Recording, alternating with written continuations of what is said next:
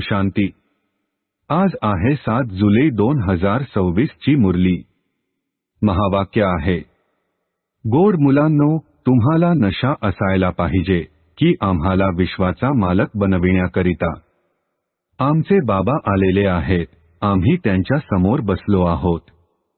प्रश्न आहे, कर्मांच्या गुह्य गतीला जाणणारे कोणता पुरुषार्थ अवश्य करतील?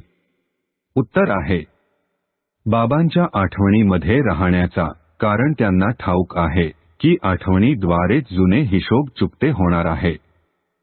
ते जाणतात की आत्म्याने जर जुने हिशोब कर्मभोग चुकते केले नाही तर आत्म्याला शिक्षा भोगाव्या लागतील आणि पद देखील भ्रष्ट होईल। पुनर्जन्म देखील तसाच असेल। धारणेसाठी मुख्य सारांश आहे, 1. शिक्षेपासून सुटका होण्यासाठी सर्व जुने हिशोब योगबलाद्वारे चुकते करायचे आहेत। ट्रस्टी होऊन सर्व काही सांभाळायचे आहे। कोणत्याही गोष्टीची चिंता करायची नाही। आत्माभिमानी बनायचे आहे। 2. ही कमाई करण्याची वेळ आहे, या वेळेत घरदार, कामधंदा इत्यादीची आठवण करायची नाही। फरिश्ता बनण्यासाठी एका बाबांच्या आठवणीमध्ये राहण्याचा पूर्णपणे पुरुषार्थ करायचा आहे। आजचे वरदान आहे, बाबांच्या आठवणीच्या सर्च लाईटद्वारे अर्थात प्रकाश झोताद्वारे वायुमंडळ बनविणारे विजी रत्न भव।